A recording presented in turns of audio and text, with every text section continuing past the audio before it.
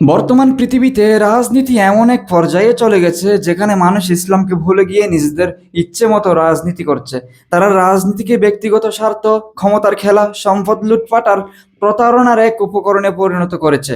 আজকের দিনে দেখা যায় রাজনীতিবিদরা ক্ষমতা দখলের জন্য মিথ্যা প্রতিশ্রুতি দেয়, জনগণের সম্পদ নিজেরা ভোগ করে, দুর্নীতি আর চাঁদাবাজিকে বৈধ মনে করে, অথচ ইসলামী রাজনীতির সাথে এসবের কোনো সম্পর্ক নেই।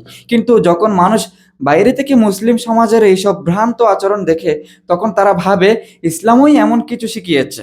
বিধর্মীরা মনে করে ইসলাম মানেই সহিংসতা, ইসলাম মানেই দমননীতি, ইসলাম মানেই একদল মানুষের স্বার্থ রক্ষার খেলা।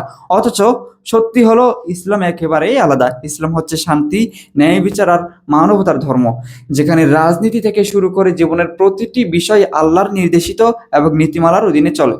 মানুষ যখন আল্লাহর হুকুম ভুলে যায়, তখন তাদের রাজনীতি হয়ে ওঠে একেবারেই অন্যরকম। এখনকার মুসলিম শাসকেরা নিজেদের ব্যক্তিগত সম্পদ বাড়ানোকে রাজনীতির মূল উদ্দেশ্য বানিয়েছে। তারা জনগণকে ভুলিয়ে রাখে, মিথ্যা প্রতিশ্রুতি দিয়ে গরিবের হক কেড়ে নেয় আর দুর্নীতিকে প্রতিষ্ঠিত করে। ফলে সাধারণ মানুষ কষ্ট পায়, সমাজে অবিচার ছড়িয়ে পড়ে এবং যারা মুসলিম নয় তারা এসব দেখে ভাবে ইসলামী রাজনীতি হয়তো এরকমই হয়। কিন্তু এটা আসলে মানুষের কাজ, ইসলামের শিক্ষা না।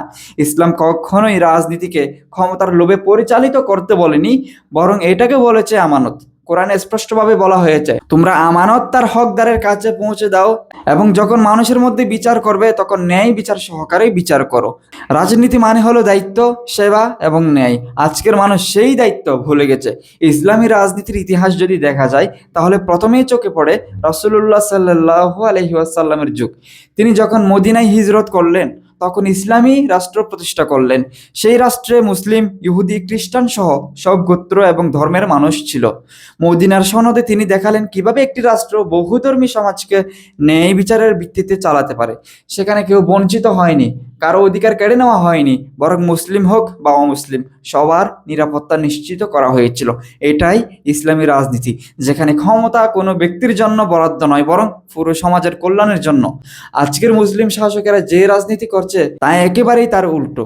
তারা দলীয় স্বার্থকে দেশের স্বার্থের উপরে রাখে। তারা ইসলামী নীতি থেকে দূরে সরে গিয়ে পশ্চিমা বা স্বার্থপর রাজনীতির ধাঁচে চলতে শুরু করেছে। কারণ মুসলমানরা যখন নিজেদের ধর্ম ভুলে যায়, তখন বিধর্মীরা ইসলামকে সঠিকভাবে বুঝতে পারে না। তারা ভাবে ইসলামই হয়তো রাজনীতিকে রক্তপাতের খেলা বানিয়েছে। অথচ ইসলাম এ ব্যাপারে সবচেয়ে কঠিন সতর্কতা দিয়েছে। নবী করিম সাল্লাল্লাহু আলাইহি ওয়াসাল্লাম বলেছেন, যেখানে যে শাসক জনগণের দায়িত্ব নিয়ে তাদের সাথে প্রতারণা করেছে, সে জান্নাতের সুগন্ধও পাবে না। এর মানে হলো শাসন ব্যবস্থা হলো আল্লাহর কাছে একটি বিশাল জবাবদিহির দায়িত্ব।